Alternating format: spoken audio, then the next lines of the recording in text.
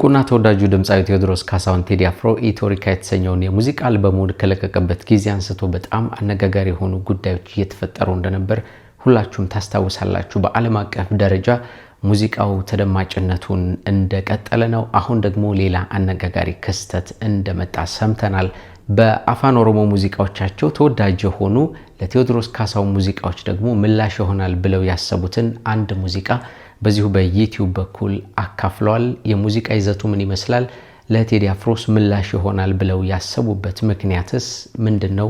በዝርዝር እናያለን ይህን አነጋጋሪ ክስተት። በሌላ በኩል እነ ሰራዊት ፍቅሬ ትናንት ፍርድ ቤት ቀርበው ነበር። የፍርድ ቤቱ ውሎ ምን ይመስል ነበር? ምን አይነት ጉዳዮች ተፈጠሩ? የነ ሰራዊት ፍቅሬስ ጠበቆች ምን አሉ? ፍርድ ቤቱስ በመጨረሻ ያቀረበውና የወሰነው ውሳኔ ምን ይመስላል የሚለውንም እናካፍላችኋለን። ከዚህ ባለፈ ግን ቴዎድሮስ ካሳሁን ቴዲ አፍሮ ከሚሰራቸው ሙዚቃ ስራዎች ባሻገር በበጎና በመልካም ስራዎቹም ጭምር ይታወቃል ተብሎ ይፋ የሆኑ አዳዲስ መረጃዎች አሉ። ይህንንም የምናነሳው ነው። ሌላኛው የምናነሳው ጉዳይ አምለሰት ሙጬን የተመለከተ ነው።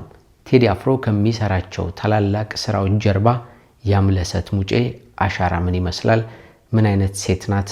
ከስራ ባልደረቦቿ የተሰጠ ድንቅ ምስክርነት ይዘናል። እነዚህና ሌሎች መሰናዶችን አካተን ከናንተ ጋር ቆይታ ልናደርግ ነው። እንደምናችሁ የምንወዳችሁና የምናከብራችሁ የቻናላችን ተከታታዮች በተለያየ ዓለም ክፍል ሆናችሁ እንግዲህ እኛን ተቀዳሚ ምርጫ አድርጋችሁ የምታዩን የምታደምጡን ሁሉ እናመሰግናችኋለን። እንደምታውቁት የኛ ሚዲያ የተለያዩ ወቅታዊና ማህበራዊ እንዲሁም አነጋጋሪና አስተማሪ የሆኑ ታሪኮችን ነው እየዳሰሰ ወደ እናንተ የሚያቀርበው። ዛሬም በዚህ ሰዓት አነጋጋሪ የሆኑትን መረጃዎች ይዘናል። ጌታቸው በላይ ደግሞ መሰናዶቹን ወደ እናንተ አደርሳለሁ። ቻናሉን ሰብስክራይብ አድርጋችሁ እስከ መጨረሻው ተከታተሉን።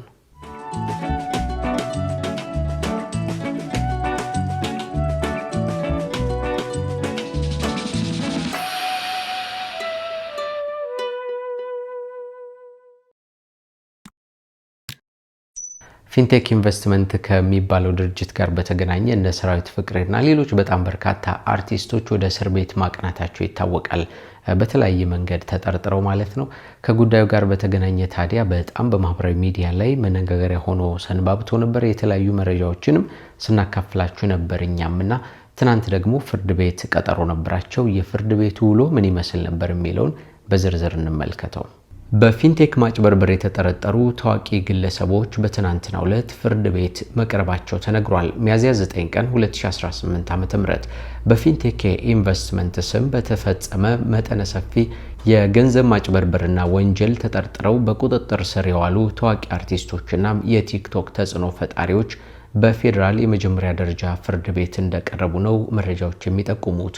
ከሸገር ኤፍኤም ያገኘነው መረጃ እንደሚያመላክተው ከሆነ መምሪያ ፖሊስ ላለፉት ቀናት ሲያከናውን የቆየውን የምርመራ ሂደት ለችሎቱ ያስረዳ ሲሆን በቀጣይም የሚከተሉትን ነጥቦች ለማከናወን ተጨማሪ የ14 ቀን የምርመራ ጊዜ እንዲሰጠው ጠይቋል የተባለው የወንጀሉን ውስብስብነትና ስፋት መመርመር፣ የተጭበረበረውን ከፍተኛ የገንዘብ መጠን ማረጋገጥ፣ ተጨማሪ ምስክሮችን ቃል መቀበልና የሰነድ ማስረጃዎችን ማሰባሰብ ዋና ዋናዎቹ ነጥቦች ናቸው ተብሏል። የተጠርጣሪ ጠበቆች በበኩላቸው ደግሞ ደንበኞቻቸው በዋስ እንዲፈቱላቸው ጠንካራ መከራከሪያዎችን እንዳቀረቡ ነው ይሄው መረጃም የሚጠቁመው። ተጠርጣሪዎቹ ታዋቂና ቋሚ አድራሻ ያላቸው በመሆኑ የመሰወር ስጋት የሌለባቸው መሆኑን፣ መደበኛ ስራና መተዳደሪያ ያላቸው መሆኑን፣ አንዳንድ ተጠርጣሪዎች ያሉባቸውን የጤና እክሎች ከግምት ውስጥ በማስገባት በውጭ ሆነው ጉዳያቸውን እንዲከታተሉ የሚል ነጥቦች እንደተነሱም ነው ይሄው የሸገር ኤፍኤም መረጃም የሚያመላክተው። ፍርድ ቤቱ ግን የሁሉንም ወገኖች ክርክር ካዳመጠ በኋላ በፖሊስ የጊዜ ቀጠሮ ጥያቄ ላይ ብይን ለመስጠት ለሚያዝያ 14 ቀን 2018 ዓ.ም ተለዋጭ ቀጠሮ ሰጥቷል ተብሏል። እስከዚያው ድረስም ተጠርጣሪዎቹ በፖሊስ ቁጥጥር ስር ሆነው ምርመራቸውን እንደሚቀጥል ነው የተገለጸው። የእውቁ ድምጻዊ ቴዎድሮስ ካሳሁን ቴዲ አፍሮ ባለቤት በጣም አስገራሚ ከኋላ ያላት ታሪክና ለባለቤቱ ያላት ድጋፍ በጣም ድንቅ የሚባል መሆኑን ልዩ ልዩ መረጃዎችን ሳገላብጥ ተመልክቻለሁ። በተለይ ደግሞ አምለሰት ሙጬ ለቴዲ አፍሮ ነፃነትን በመስጠት ስራው ላይ ትኩረት እንዲያደርግ ጭምር ከፍተኛ አስተዋጽኦ እንዳላት ነው የሚነገረው። እንግዲህ የዝነኛ የታዋቂ ሰው ያውም ደግሞ ገንዘብ ያለው ሰው ባለቤት ሆና ነገር ግን የራሷን ስራዎች ከመስራት ወደ ኋላ የማትል በጣም ታታሪ ሴት መሆኗንም ጭምር ነው ልዩ ልዩ መረጃዎች የሚጠቁሙት። ነገር ግን አሁን ያገኘኋቸው መረጃዎች እንደሚያመለክቱት ከሆነ የሥራ ባልደረቦቿ አንድ ነገር ብለዋል። እሱንም እናየው። አምለሰት ሙጬ ኤሚ ከምታዩትም ከምትሰሙትም በላይ የሆነች እጅግ በጣም ጀግና ሴት እንደሆነች አውቃለሁ በማለት አንዲት የሥራ ባልደረባዋ ይህንን ጽሑፍ አጋርታለች። ብዙ ሰዎች ስለ ኤሚ ሲጠይቁኝ ኤሚ የምታደርገውን ጠንቅቃ የምታውቅ ስማርት የሆነች ሴት ናት እላችኋለሁ። ዝም ብዬ እንዳይመስላችሁ ከኤሚ ጋር ለ2 ዓመታት የልብ ወግ የተሰኘውን በአርቲስት ቴሌቪዥን የሚቀርበውን ፕሮግራም በማዘጋጀት አብሬ ሰርቻለሁ። አጋጣሚ ሆኖ አብሬ ከምሰራቸው ሰዎች ጋር በደንብ ስለምቀራረብ እንደ ቤተሰብ መሆናለሁ። ለኤሚ እንደ ታናሽ እህት የምታዘዝላት ሰራተኛዋ ነበርኩ። ስለምትደንቀኝ ብዙ የምማርባት ጥሩ ጎኖች ስላሏት እግሯን ሰቅላ መኖር እየቻለች እንደኛ ወገቧን አስራ ደፋ ቀና ማለቷ ስለሚገርመኝ ስለሚደንቀኝ የንጉሱ የቴዎድሮስ ካሳሁን ቴዲ አፍሮ ሚስት ሆና እንዴት የሚለውን ነገር ከጆሮዋ አልፎ ስለማይወርድ ቻይ ስለሆነች ይህንን እናገራለሁ ትላለች። ትሁት ነች፣ ሰው አክባሪ።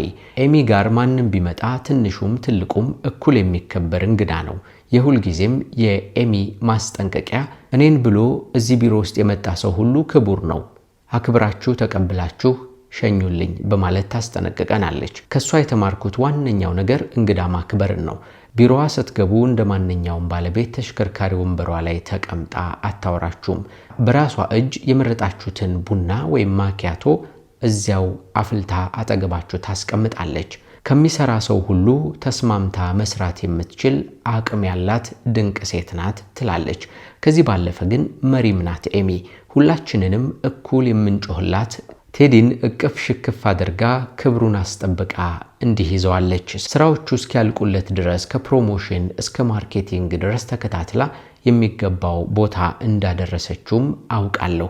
ቤቱን ሰላም ሰጥታ ለሱ ሚስት ሆና ለልጆቿም እናት ሆና እየቀጠለች ትገኛለች። ለዚህ አልበምም እኩል የሆነ ዋጋ ከፍላለች በማለት ለኢቶሪክ አልበም የሰጠችውን ድንቅ የሆነ ስጦታ ነው እየገለጸች የምትገኘው እቺ የሥራ ባልደረባዋ። ከየትኛውም ስኬታማ ወንድ ጀርባ አንዲት ሴት አለች የሚባለው አባባል እንግዲህ እውን መሆኑን በአምለሰት ሙጬ በኩል የምናውቀውና የሚታይ ነገር መሆኑን ብዙዎቻችን ከዚህ ለመገንዘብ እንችላለንና እንዲያው ትንሽ ካስተማረን ቁም ነገርም ካስጨበጠን በሚል እንዲያካፍለናቸዋል። አሁን ደግሞ ከቴዲ አፍሮ አዲሱ አልበም መውጣት ጋር በተገናኘ ሰጠ የተባለውን የሙዚቃ ምላሽ እንመልከተው። እንግዲህ የቴዲ አፍሮ አዲሱ አልበም ከወጣ ጊዜ አንስቶ በጣም በርካታ ነጥቦች ናቸው የሚነሱት። አንዳንዶች በትችት መንገድ የሚያዩ አሉ። አብዛኞቹ ኢትዮጵያውያን ደግሞ የወጡትን ሙዚቃዎች በጣም ተገቢና ወቅታቸውን የጠበቁ በጣም ደስ የሚያሰኙ ሙዚቃዎች ናቸው ብለው አስተያየታቸውን እየሰጡ ነበረ። ታዲያ አሁን ደግሞ በአፋን ኦሮሞ ሙዚቃዎቻቸው የሚታወቁ 2 ድምፃውያን ምላሽ አለን በሚል አንድ ነጠላ ዜማ በዩቲዩብ በኩል ለቀዋል። በዩቲዩብ የተለቀቀው ይህ ሙዚቃ ከሌሊቱ 7 ሰዓት ላይ ነው የተለቀቀው። ከዚያ በፊት ከድምፃውያኑ መካከል አንዱ የሆነው ጋላና ጋሩምሳ ለቴዲ አፍሮ ምላሽ አለን በቅርብ ቀን ይጠብቁን የሚል ሐሳቡን በማህበራዊ ሚዲያ ላይ አስቀምጦ ነበር። እንዳለው ደግሞ ምላሽ የሚመስል ይህንን ሙዚቃ ከድምፃዊ ዮሳን ጌታሁን ጋር በጋራ በመሆን ለቀውታል። የሙዚቃው ይዘት ምን ይመስላል? ለቴዲ አፍሮስ ምላሽ ነው የተባለበት ምክንያት ምንድነው የሚለውን ደግሞ እናየዋለን። ለቴዲ አፍሮ ምላሽ ነው የተባለው ይህ ነጠላ ሙዚቃ የሚያነሳቸው ስንኞች አሉት። የሀገር ካባ ለብሶ የመንደር ሰባኪ መልአክ መስሎ መጣ የሬሳ አምላኪ፣ ይከፈት መዝገቡ ታሪካችን ይታይ፣ ሀገር ማን ገነባ ማን ነው ደግሞ ገዳይ የሚሉ እንዲህ ያሉ ስንኞችን ያነሳል። ሙዚቃው ይቀጥልና ባንዳ ሀገር ሲሸጥ ባልቻ በጎራዴ፣ ለይተን እንወቅ ጀግናና ነጋዴ፣ ለሀገሩ ብሎ ሕይወቱን የሰዋ ይመስክር ታሪኩ ይነገር አድዋ፣ ምን ያደርጋል ወሬ ቃላትን መደርደር፣ ሞትን ሳንፈራ ወድቀናል ሀገር፣ አፈር እየላስን አበቃን ለበርገር፣ እኛ ያቀናናት ገና ታብባለች፣ ጨፍላቂዋ ሀገር እውነትም ሞታለች የሚሉ የተለያዩ ሐሳቦችን የያዙ እንዲህ ያሉ ስንኞችን የቋጠረ ሙዚቃ ሆኗል። እንግዲህ ይህ ሙዚቃ በዩቲዩብ በኩል ከተለቀቀ ጊዜ አንስቶ የተለያዩ ሰዎች ልዩ ልዩ ሀሳብ አስተያየቶችን እየሰጡ ነው የሚገኘው። አንዳንድ ሰዎች እንደሚሉት ሙዚቃው ተገቢ ነው፣ ትክክል ነው፣ ምላሽ መሰጠቱ አስፈላጊ ነው የሚሉ አሉ።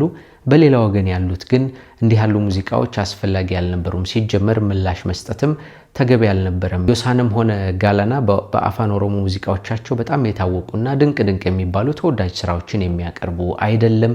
በአፋን ኦሮሞ የሚሰማቸው ሰው ይቅርና አፋን ኦሮሞ መናገርም ማድመጥም የማይችል ሰው ሁሉ በሚገባ የሚያደምጣቸው፣ እንዲያውም ሙዚቃዎቻቸውን ወደ አማርኛ ተርጉሙልን እያሉ ብዙ ሰዎች እየሰሙት የሚወዱላቸው ተወዳጅ ወጣት ድምፃውያን ቢሆኑም አሁን የሰጡት ምላሽ ግን የነሱን አቅም የማይመጥን ተገቢ ያልሆነ ነው የሚሉ ሀሳብ አስተያየት የሰጡ ሰዎችን እየተመለከትን እንገኛለን በማህበራዊ ሚዲያ ላይ። ከዚህ ባለፈ ግን ሙዚቃ መበሻሸቂያ መሆንም የለበትም ያሉ ሰዎችንም እያየን ነው።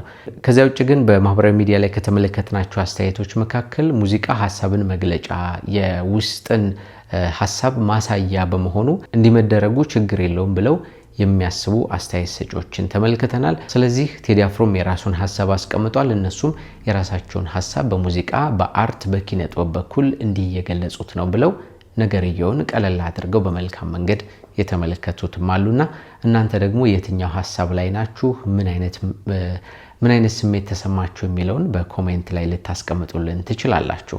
አስከትለን ደግሞ ቴዲ አፍሮ ከሙዚቃ ስራዎቹ ባሻገር የሰራቸው ድንቅ የሚባሉ ስራዎችን አዲስ ከወጡት መረጃዎች ተነስተን እናካፍላችሁ።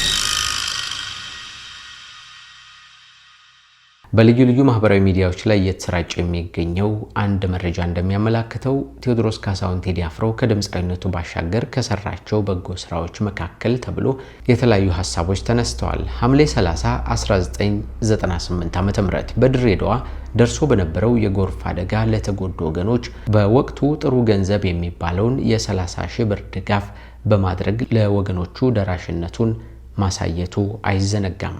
በሌላ በኩል ደግሞ ጥቅምት 1 ቀን 2002 ዓ.ም ኤልሻዳይ የልጆች ማሳደጊያ ባዘጋጀው ከ50,000 በላይ ሰዎች በተገኙበት የአዲስ አበባ ስቴዲየሙ ኮንሰርት ከ1 ሚሊዮን ብር በላይ አሰባስቦ ለእርዳታ ድርጅቱ ያስረከበ ሲሆን በዕለቱም ለአበበች ጎበና ህፃናት ማሳደጊያ የ100,000 ብር ድጋፍ ለይልማ ገብረአብ የወርቅና የብር ሽልማቶችን እንደሰጠም የሚዘነጋ አይደለም። ጥቅምት 23 ቀን 2002 በህመም ላይ ትገኝ ለነበረችው ማናለሞች ዲቦ መታከሚያ ይሆን ዘንድ የራሱን ድጋፍ በማድረግ የ20,000 ብር ስጦታም አበርክቶ ነበር። ይሄኛውም ሌላኛው በጎ ስራው እንደሆነም ተጠቅሷል። በሌላ በኩል ደግሞ ጥቅምት 17 2004 ዓ.ም ለኢትዮጵያ የአካል ጉዳተኞች ማህበር የ200,000 ብር ድጋፍ አድርጎ ለማህበሩ ያለውንም አጋርነት አሳይቶ ነበር። ማህበሩም በወቅቱ ምስጋናውን ከነ ምስክር ወረቀቱ አድርሶትም ነበር። የ4 ኪሎ ወጣቶች ከአልባሌ ስፍራ ይርቁ ዘንድ በአባቱ ስም ተቋቁሞ ለነበረው የእግር ኳስ ቡድንም ለ4 ዓመታት በየዓመቱ ግማሽ ሚሊዮን ብር ድጋፍ ሲያደርግም ቆይቷል።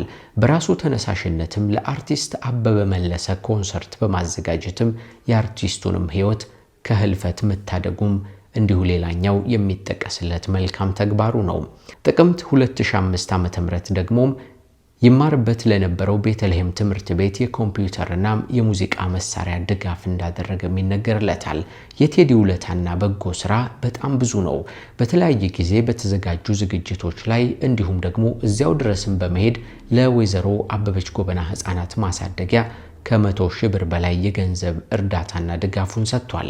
ባለቤቱ አምለሰት ሙጬ ባስመረቀችው አረንጓዴ መሬት ዶክመንተሪ ፊልም ምረቃ ላይ በእንጨት ለቀማ ይተዳደሩ ለነበሩ እናት የ20,000 ብር ቼክ እንዳበረከተም ይነገራል። በኮሮና ቫይረስ ወቅት ቢሆንም ስርጭቱን ለመከላከል በቀረበው ጥሪ መሰረትም 1.2 ሚሊዮን ብር ስጦታ አበርክቶ ነበር።